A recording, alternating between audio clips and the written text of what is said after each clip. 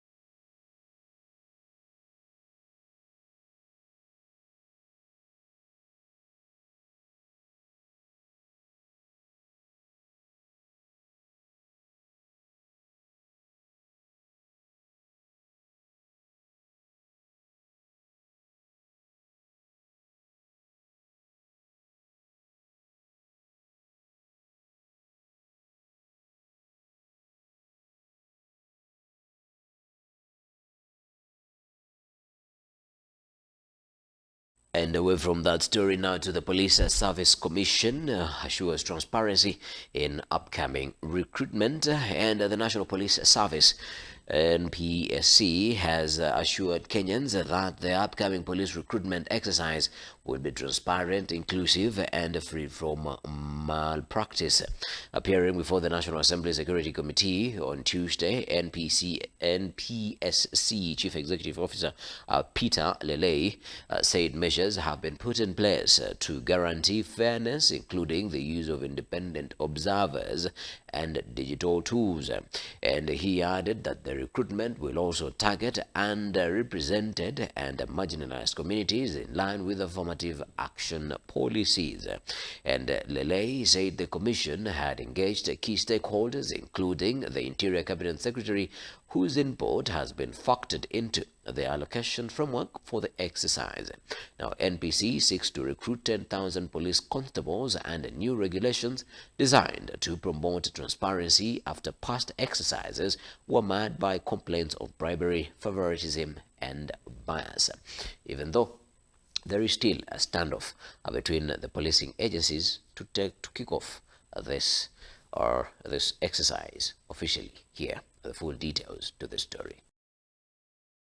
We are going to discuss quite sensitive matters, actually, on matters affecting national security. I would request that if around, that you can do it actually away from cameras. We are discussing the national police recruitment, which I don't think is a secret. I think it is something that Kenyans need to know. There is nothing secretive about it. Yeah, it's not a matter of national security. Maybe the chair can do his part. One is done with his part, the rest we can do in camera. Our agenda, whether National Police Service Commission, National Police Service, the agenda is... The advertisement is proposed to be published on 11th September 2025 with recruits targeted to report to the training college on 17th November 2025.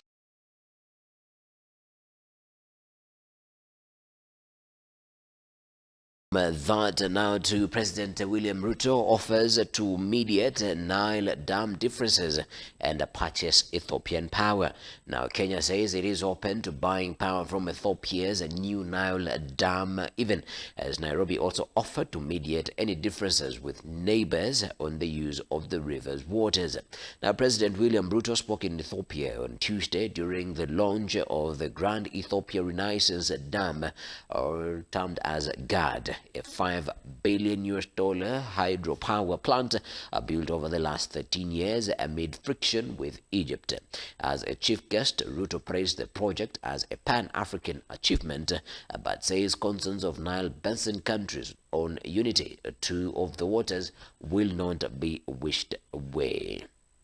And since July 2022, Kenya has had a power purchase agreement with Ethiopia for the transmission of 200 megawatts of electricity, and Kenya under a 25-year agreement. Now, the agreement stipulates that Kenya would receive 200 megawatts during the first 3 years until November 2025, after which the supply would automatically increase to 400 megawatts. But that touched on another dam that Ethiopia had built over Omo River, the main tributary for Lake Turkana in Kenya. Now, the deal was partly reached to prevent environmental tensions that arose after Ethiopia dammed Omo as a conservationists,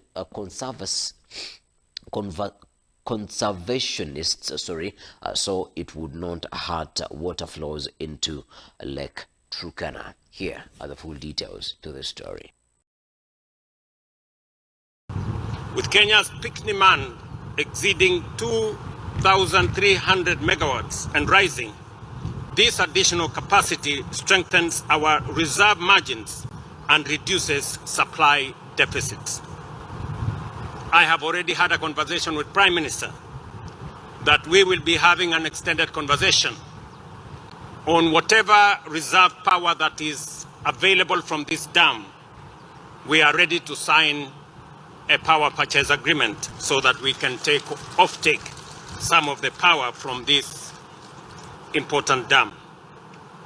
Reliability is especially critical for special economic zones, industrial parks, ICT hubs, and agro-processing facilities, all of which require consistent and affordable power to drive Kenya's development agenda. Additionally, this operation advances Kenya's climate and development goals. More than 90% of our electricity already sourced from renewable sources. Remain committed to achieving 100% clean energy mix by 2030. The Grand Ethiopian Renaissance Dam strengthens this transition by integrating zero-emission power into our grid and reducing reliance on fossil fuels. Importantly, it also supports development priorities under Vision 2030 and the bottom-up economic transformation agenda by expanding access in undeserved regions, empowering young people and women entrepreneurs, and promoting green industrialization.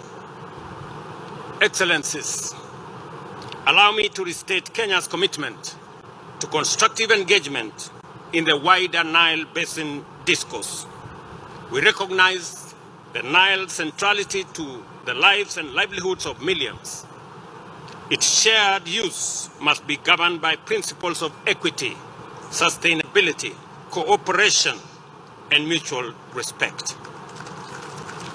Kenya is firmly committed to safeguarding collective interests while working with brothers and sisters in our region.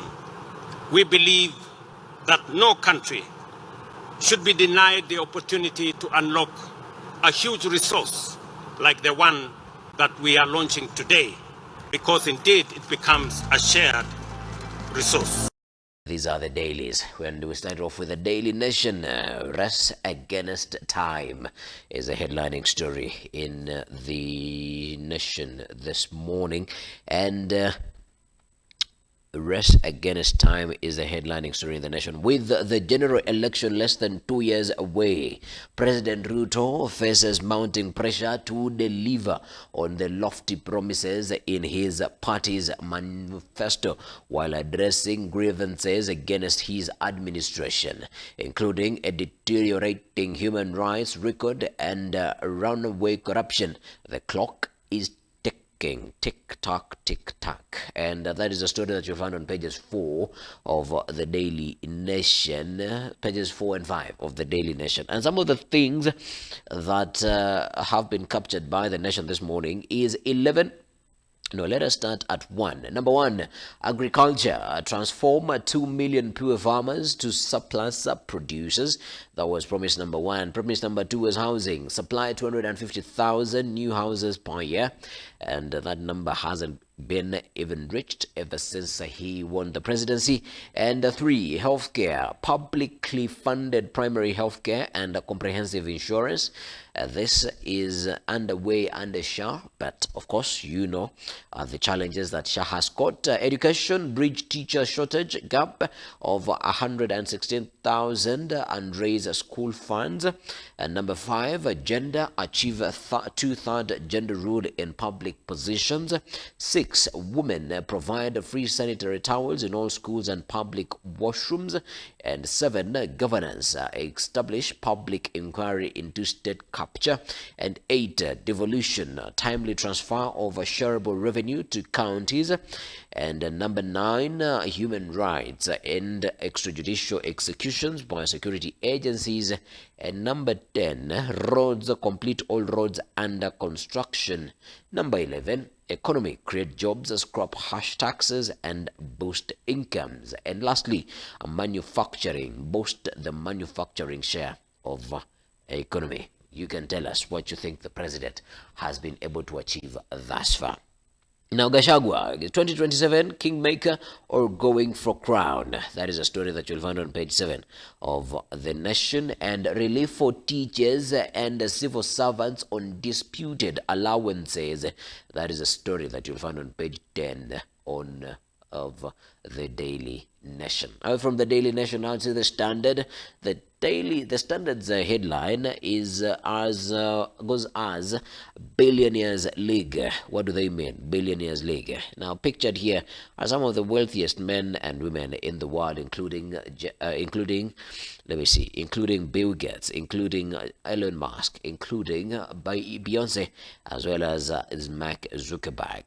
What are they referring to? President William Ruto rode to power on promises of uplifting hustlers, touting the bottom-up model as the cure for the struggles of ordinary Kenyans. But 3 years into his term, he appears to have abandoned that philosophy while urging citizens to tighten their belts. He loosens the public purse for his own indulgence, spending 12 million on a private jet to Addis Ababa, with schools starved of capitation and counties unable to pay staff.